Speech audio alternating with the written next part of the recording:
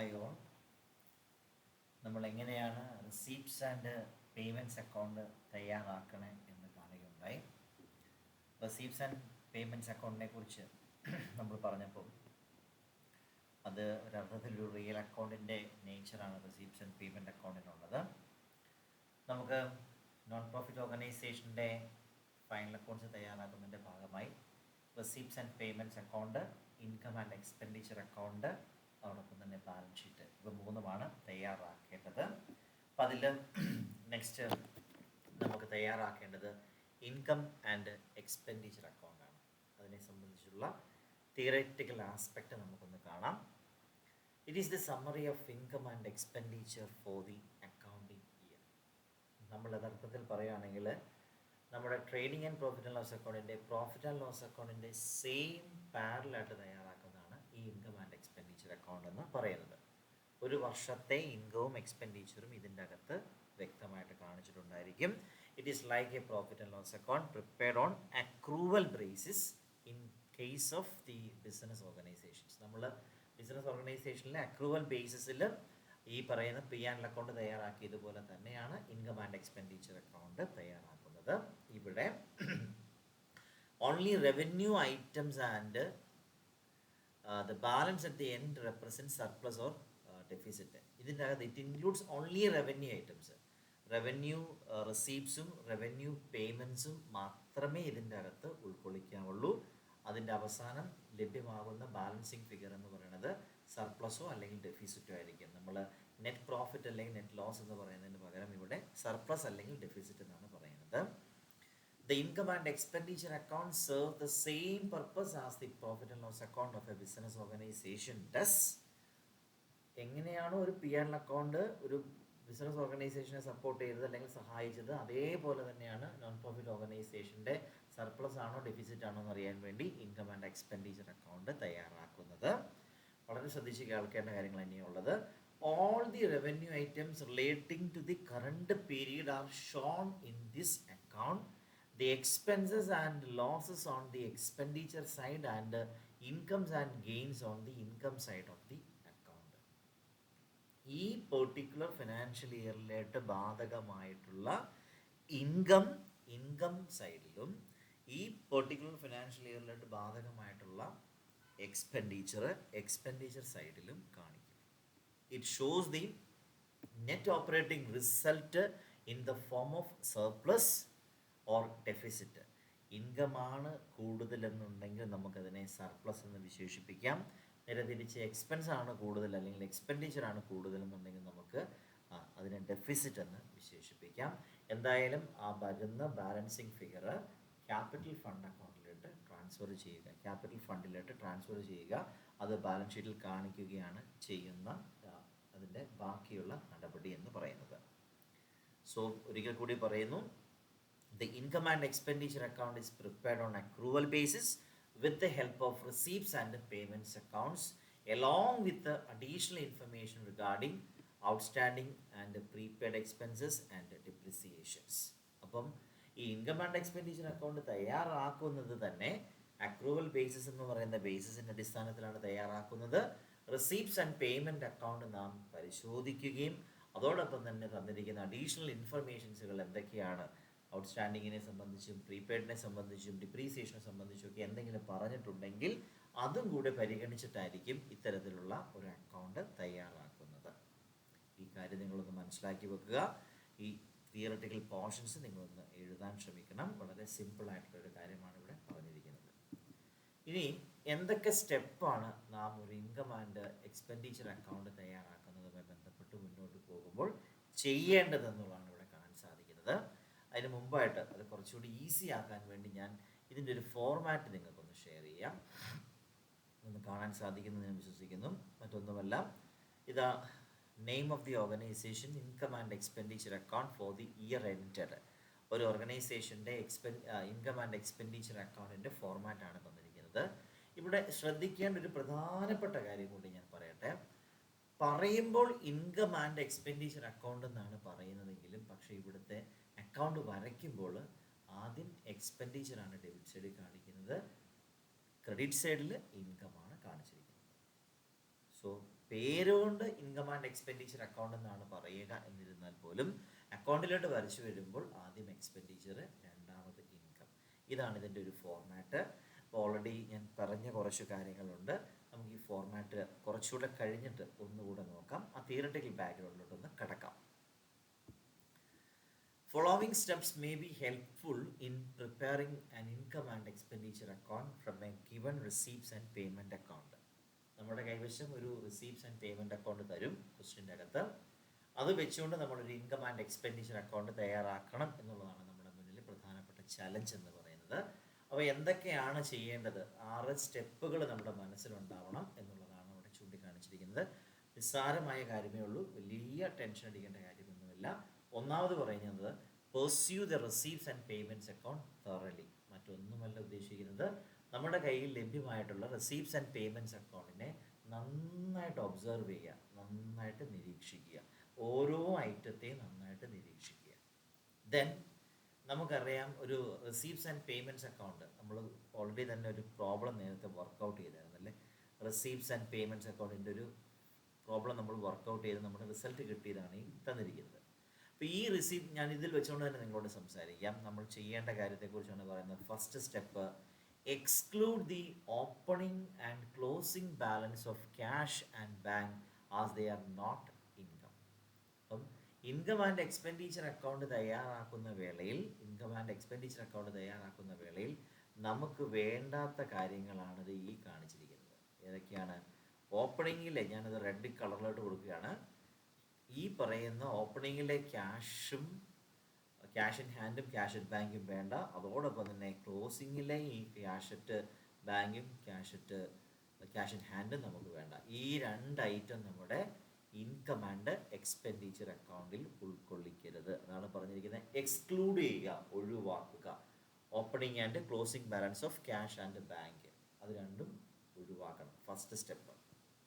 Then secondly, exclude capital receipts and capital payments as these are to be shown in the balance sheet.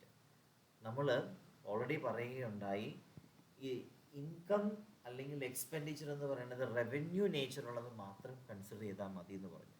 അപ്പോൾ capital റിസീപ്റ്റുകളും capital പേയ്മെൻറ്റ്സുകളും ഉണ്ടെങ്കിൽ ഒരു കാരണവശാലും നമ്മുടെ income and expenditure അക്കൗണ്ടിൽ ഉൾക്കൊള്ളിക്കരുതെന്നാണ് next പോയിന്റിൽ പറഞ്ഞിരിക്കുന്നത്. എന്താണ് ക്യാപിറ്റൽ റിസീപ്റ്റ്? എന്താണ് ക്യാപിറ്റൽ പേയ്മെൻറ്റ്സ്? ഫോർ എക്സാമ്പിൾ, ഇപ്പോൾ ഫർണിച്ചർ നമ്മൾ വാങ്ങുന്നു, ഹ്യൂജ് എമൗണ്ട് കൊടുത്തൊരു ഫർണിച്ചർ വാങ്ങുന്നു. അതിനുവേണ്ടി നമ്മൾ കൊടുക്കുന്ന പേയ്മെൻറ്റിനെയാണ് നമ്മൾ ശരിക്കും ക്യാപിറ്റൽ പേയ്മെൻറ്റ് എന്നുകൊണ്ട് ഉദ്ദേശിക്കുന്നത്. അതൊരു കാരണവശാലും നമ്മുടെ ഇൻകം ആൻഡ് എക്സ്പെൻഡിച്ചർ അക്കൗണ്ടിൽ കാണിക്കരുത്. ഇനി അതേപോലെ തന്നെ ക്യാപിറ്റൽ റിസീപ്റ്റ് എന്ന് പറയുന്നത്, ഒരു ഫിക്സഡ് അസറ്റ് ഉണ്ടായിരുന്നു, ഒരു ലാൻഡ്, അത് വിൽപ്പന നടത്തി. ആ വിൽപ്പന നടത്തിയപ്പോൾ നമുക്ക് ലഭ്യമായ തുക നമ്മൾ അതിനെ വിശേഷിപ്പിക്കുന്നത് ക്യാപിറ്റൽ റിസീപ്റ്റ് എന്നാണ്. ആ തുക ഒരു കാരണവശാലും നമ്മുടെ ഇൻകം ആൻഡ് എക്സ്പെൻഡിച്ചർ അക്കൗണ്ടിൽ കാണിക്കരുത്. അപ്പം ഫസ്റ്റ് പറഞ്ഞു, ഈ പറയുന്ന നമ്മുടെ റിസീപ്റ്റ്സ് ആൻഡ് പേയ്മെൻറ്റ് അക്കൗണ്ടിലെ ക്യാഷിൻ്റെ ട്രാൻസാക്ഷൻസ്, ക്യാഷുമായി ബന്ധപ്പെട്ടുള്ള ഒരു കാര്യവും ഉൾക്കൊള്ളിക്കരുത് എന്ന് പറഞ്ഞു. ഇനി അതോടൊപ്പം തന്നെ രണ്ടാമത് പറഞ്ഞിരിക്കുന്ന കാര്യമെന്ന് പറയുന്നത് ക്യാപിറ്റൽ റിസീപ്റ്റും ക്യാപിറ്റൽ പേയ്മെൻറ്റ്സും ഉൾക്കൊള്ളിക്കരുത് എന്ന് പറഞ്ഞു. അത് ബാലൻസ് ഷീറ്റിൽ മാത്രമേ കാണിക്കാവൂ എന്നും കൂടി പറയുന്നു.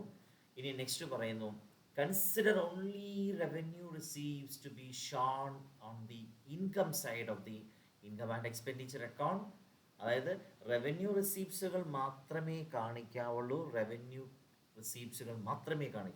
അതായത് ഇൻകം ആൻഡ് എക്സ്പെൻഡിച്ചർ അക്കൗണ്ടിൻ്റെ ഇൻകം സൈഡിൽ എല്ലാ റവന്യൂ റിസീപ്റ്റുകളും അവിടെ ഉൾക്കൊള്ളിച്ചിരിക്കണം. ചില റിസീപ്റ്റുകൾക്ക് ചിലപ്പോൾ എന്തെങ്കിലുമൊക്കെ അഡ്ജസ്റ്റ്മെൻറ്റുകൾ വന്നിട്ടുണ്ടെങ്കിൽ അതിന് അഡ്ജസ്റ്റ്മെൻറ്റ് നടത്തിയതിന് ശേഷം കറണ്ട് ഇയറിലെ റിസീപ്റ്റ് മാത്രമേ നമ്മൾ കാണിക്കാവുള്ളൂ. നമ്മൾ ചില സന്ദർഭങ്ങളിൽ, ഇന്ന് എനിക്ക് തോന്നുന്ന ക്ലാസ്സിൽ വർക്കൗട്ട് ചെയ്ത പ്രോബ്ലത്തിൻ്റെ അകത്ത് തന്നെ സബ്സ്ക്രിപ്ഷനെ സംബന്ധിച്ച് പറഞ്ഞപ്പോൾ പ്രീവിയസ് ഇയർ സബ്സ്ക്രിപ്ഷൻ ഫീ, കറണ്ട് ഇയർ സബ്സ്ക്രിപ്ഷൻ ഫീ, അഡ്വാൻസ് സബ്സ്ക്രിപ്ഷൻ ഫീ എന്ന് പറയുന്ന രീതിയിൽ 3 കാറ്റഗറി ആയിട്ട് സബ്സ്ക്രിപ്ഷൻ ഫീ കാണിക്കുകയുണ്ടായി. അങ്ങനെ ഒരു സാഹചര്യം വരുവാണെങ്കിൽ നമ്മൾ ശരിക്കും ഈ ഇൻകം ആൻഡ് എക്സ്പെൻഡിച്ചർ അക്കൗണ്ട് തയ്യാറാക്കുന്ന വേളയിൽ എന്ത് ചെയ്യണം എന്നാണ് പറയുന്നത്? അഡ്ജസ്റ്റ്മെൻറ്റിൻ്റെ അകത്ത് നമ്മൾ കറണ്ട് ഇയറിലെ ആക്ച്വൽ എമൗണ്ട് മാത്രം കാണിച്ചാൽ മതി എന്നുള്ളതാണ് അവിടെ ചൂണ്ടിക്കാണിച്ചിരിക്കുന്നത്. അവയെല്ലാം നമ്മൾ പ്രീവിയസ് ഇയറിലെയും വരാൻ പോകുന്ന ഇയറിലെയും എമൗണ്ട് ഉണ്ടെങ്കിൽ അതെല്ലാം നമ്മൾ എക്സ്ക്ലൂഡ് ചെയ്യണം, അഡ്ജസ്റ്റ് ചെയ്യണം. Relevant to the current year മാത്രം, അല്ലെങ്കിൽ relating to the current year മാത്രമേ നമ്മൾ കൺസിഡർ ചെയ്യാവുള്ളൂ. അപ്പം റവന്യൂ റിസീപ്റ്റ്സിൻ്റെ കേസ് ഇപ്പോൾ പറഞ്ഞതുപോലെ തന്നെയാണ് റവന്യൂ എക്സ്പെൻഡിച്ചറിൻ്റെയും കേസ് പറയുന്നത്. Take the revenue expenses to the expenditure side of the income and expenditure account with a due adjustment as per the additional information provided relating to the amounts received in advance and those not yet received. അപ്പം നമ്മൾ ഈ salary outstanding എന്നും wages outstanding എന്നും prepaid എന്നൊക്കെ പറയുന്ന പോലെയുള്ള അഡ്ജസ്റ്റ്മെൻറ്റുകൾ എക്സ്പെൻസസിൻ്റെ അകത്തും ഉണ്ടാവും, റവന്യൂ എക്സ്പെൻസസിനകത്തും ഉണ്ടാവും. അങ്ങനെ വരുന്ന അഡ്ജസ്റ്റ്മെൻറ്റുകൾ നമ്മൾ കറക്റ്റായിട്ട് ശ്രദ്ധിച്ച് നമ്മുടെ കറണ്ട് ഇയറിലോട്ട് വരുന്ന തുക മാത്രമേ കാണിക്കാവുള്ളൂ എന്നുള്ളതാണ് 5th പോയിന്റ് കൊണ്ട് ഉദ്ദേശിക്കുന്നത്. സോ റവന്യൂ റിസീപ്റ്റ്സുകൾ എടുക്കുന്ന സമയത്ത് അഡ്ജസ്റ്റ്മെൻ്റ് ഉണ്ടാവും, റവന്യൂ എക്സ്പെൻസ് എടുക്കുന്ന സമയത്തും അഡ്ജസ്റ്റ്മെൻ്റ് ഉണ്ടാവും. റവന്യൂ റിസീപ്റ്റ്സ് ഇൻകം സൈഡിൽ കാണിക്കുകയും റവന്യൂ എക്സ്പെൻസസ് എക്സ്പെൻഡിച്ചർ സൈഡിൽ കാണിക്കുകയും ചെയ്യുന്നു. ഇനി അവസാനമായിട്ട് പറയുന്നു, റിസീപ്റ്റ്സ് ആൻഡ് പേയ്മെൻറ്റ്സ് അക്കൗണ്ടിൽ നിന്ന് നാം ഓരോ ഐറ്റംസ് എടുക്കുന്ന സമയത്ത് ഇങ്ങനെയുള്ള ചില കാര്യങ്ങൾ കൂടി കൺസിഡർ ചെയ്യേണ്ടതായിട്ട് വരുന്നുണ്ട്. Depreciation, provision for doubtful debts, profit or loss on sale of fixed asset എന്ന് പറയുന്ന ഒരു 3 ഐറ്റംസ്. ഇവ 3 വന്നാൽ നമ്മൾ ഇൻകം ആൻഡ് എക്സ്പെൻഡിച്ചർ അക്കൗണ്ടിൽ കാണിക്കണം. നമ്മൾ എല്ലായ്പ്പോഴും നമ്മൾ പ്രോഫിറ്റ് ആൻഡ് ലോസ് അക്കൗണ്ടിൽ ഡിപ്രീസിയേഷൻ കാണിക്കുന്ന പോലെ തന്നെ ഇൻകം ആൻഡ് എക്സ്പെൻഡിച്ചർ അക്കൗണ്ടിൽ ഡിപ്രീസിയേഷൻ കാണിക്കണം. ബാഡ് ഡെബ്റ്റ്സിന് വേണ്ടിയുള്ള പ്രൊവിഷൻ വയ്ക്കുന്നത് പോലെ തന്നെയുള്ള പ്രൊവിഷനും ഇവിടെയും ക്രിയേറ്റ് ചെയ്യാനായിട്ട് സാഹചര്യങ്ങൾ ഉണ്ടാവാറുണ്ട്. ദെൻ അതോടൊപ്പം തന്നെ ഫിക്സഡ് അസറ്റുകളെ സംബന്ധിച്ച് പറയുമ്പോൾ അത് വിൽപ്പന നടത്തുന്ന സാഹചര്യത്തിൽ ചിലപ്പോൾ നഷ്ടം സംഭവിക്കാം, ചിലപ്പോൾ ലാഭം സംഭവിക്കാം, ലാഭം കിട്ടിയേക്കാം. അങ്ങനെ സംഭവിക്കുകയാണെങ്കിൽ ആ ലാഭം നഷ്ടം നമ്മൾ ഇൻകം ആൻഡ് എക്സ്പെൻഡിച്ചർ അക്കൗണ്ടിൽ ഉൾക്കൊള്ളിക്കണമെന്നാണ് ഉദ്ദേശിക്കുന്നത്. ഇതെല്ലാം ചെയ്തതിന് ശേഷം നമ്മൾ ബാലൻസ് ചെയ്ത് കഴിയുമ്പോൾ നമുക്ക് ലഭ്യമാകുന്ന ഫിഗർ ആയിരിക്കും ഒന്നുകിൽ സർപ്ലസ് അല്ലെങ്കിൽ ഡെഫിസിറ്റ് എന്ന് പറയുന്നത്. അപ്പോൾ ഈ 6 പോയിന്റ്സുകൾ വളരെ നിസ്സാരമായ കാര്യങ്ങളുള്ളൂ. ഒന്നാമത്തെ പോയിന്റ് നമ്മൾ റിസീപ്റ്റ് ആൻഡ് പേയ്മെൻറ്റ് അക്കൗണ്ട് എന്ന് പറയുന്നത് നന്നായിട്ട് ഒബ്സർവ് ചെയ്യണമെന്ന് പറയുന്നു. അതിനുശേഷം പറയുന്നു ക്യാഷ് നമുക്ക് ഒഴിവാക്കാം, അത് ഓപ്പണിങ്ങിലെയും ക്ലോസിങ്ങിലെയും ക്യാഷ് നമ്മൾ ഒഴിവാക്കണം. ക്യാപിറ്റൽ റിസീപ്റ്റും ക്യാപിറ്റൽ പേയ്മെൻറ്റ്സും നമ്മൾ ഒഴിവാക്കണം, ബാലൻസ് ഷീറ്റിൽ മാത്രം കാണിച്ചാൽ മതി. ഇനി റവന്യൂ റിസീപ്റ്റും റവന്യൂ എക്സ്പെൻസും നമ്മൾ ഇൻകം ആൻഡ് എക്സ്പെൻഡിച്ചർ അക്കൗണ്ടിൽ കാണിക്കും, പക്ഷേ അതിന് റിലവൻ്റ് ആയിട്ടുള്ള ചില അഡ്ജസ്റ്റ്മെൻറ്റുകളൊക്കെ ഒരുപക്ഷെ നമ്മൾ കൊടുക്കേണ്ടതായിട്ട് വരും. അവസാനമായിട്ട് പറഞ്ഞത് ഈ പറയുന്ന 3 ഐറ്റംസ് നമ്മൾ ഇൻകം ആൻഡ് എക്സ്പെൻഡിച്ചർ അക്കൗണ്ട് തയ്യാറാക്കുന്ന വേളയിൽ ഉൾക്കൊള്ളിക്കാറുണ്ട് എന്നുള്ളതാണ് അവിടെ ചൂണ്ടിക്കാണിച്ചിരിക്കുന്നത്. ഇനി ഞാൻ ആദ്യം പറഞ്ഞ ആ ഫോർമാറ്റിലോട്ട് ഒന്നുകൂടെ പോവുകയാണ്. അപ്പോൾ നിങ്ങൾക്ക് കുറച്ചുകൂടി ഒരു ഫെമിലറൈസേഷൻ വരുന്നതായിരിക്കും. നിങ്ങളൊന്ന് നോക്കുക, എന്താണ് ഇവിടെ സംഭവിച്ചിരിക്കുന്നതെന്ന് നോക്കുക. എന്തൊക്കെ അപ്പോൾ ഇൻകം ആൻഡ് എക്സ്പെൻഡിച്ചർ അക്കൗണ്ട് എന്നാണ് പറയുക എന്നിരുന്നാൽ പോലും അതിൻ്റെ ആ രീതി നോക്കിക്കേ. എക്സ്പെൻഡിച്ചറാണ് ആദ്യം എഴുതിയിരിക്കുന്നത്, ഇൻകം ഇപ്പോഴാണ് വരുന്നത്. നിങ്ങൾക്ക് ഇവിടെ നോക്കിയാൽ കാണാൻ സാധിക്കുന്നത് സാലറീസിനെ കുറിച്ച് പറയുന്നു. Salary add outstanding less outstanding in the beginning. അപ്പം ഔട്ട്സ്റ്റാൻഡിങ് എന്ന് പറയുന്നത് കൂട്ടുന്നു, കഴിഞ്ഞ വർഷത്തെ ഔട്ട്സ്റ്റാൻഡിങ് കിടക്കുന്നുള്ളത് ഒഴിവാക്കുന്നു. റെൻറ്റിൻ്റെ കേസ് നോക്കുക, ഇൻഷുറൻസിൻ്റെ കേസ് നോക്കുക, പ്രീപെയ്ഡ് ഒഴിവാക്കിയിരിക്കുന്നു. അപ്പോൾ നമുക്ക് ഡേ ടു ഡേ ഒരു വർഷത്തേക്ക് ആവശ്യമായിട്ടുള്ള ചെലവുകൾ മാത്രം, എക്സ്പെൻസുകൾ മാത്രമാണ് ഈ കാണിച്ചിരിക്കുന്നത്. Depreciation, fixed asset, sports material used, repairs, telephone charges, honorarium, printing, audit fee, insurance, salary, rent. അപ്പം റവന്യൂ എക്സ്പെൻസസുകളെല്ലാം ഇവിടെ എക്സ്പെൻഡിച്ചറിൻ്റെ കോളത്തിൽ സൈഡിൽ കാണിച്ചിട്ടുണ്ട്. അതേപോലെ റവന്യൂ റിസീപ്റ്റ്സുകൾ എന്ന് പറയുന്ന ഐറ്റംസ് എന്ന് പറയുന്നത് സബ്സ്ക്രിപ്ഷൻ, ആ സബ്സ്ക്രിപ്ഷൻ്റെ അകത്ത് ഔട്ട്സ്റ്റാൻഡിങ് കിടക്കുന്നതും അഡ്വാൻസ് കിടക്കുന്നതും ഒക്കെ പഴയതുകൊണ്ട് പുതിയതുകൊണ്ട് ഈ വർഷത്തേക്ക് പിടിച്ച് നമ്മൾ അഡ്ജസ്റ്റ് ചെയ്തിട്ടുള്ള ഫൈനൽ ഫിഗർ ആയിരിക്കും ഔട്ടർ കോളത്തിൽ കാണിക്കുക.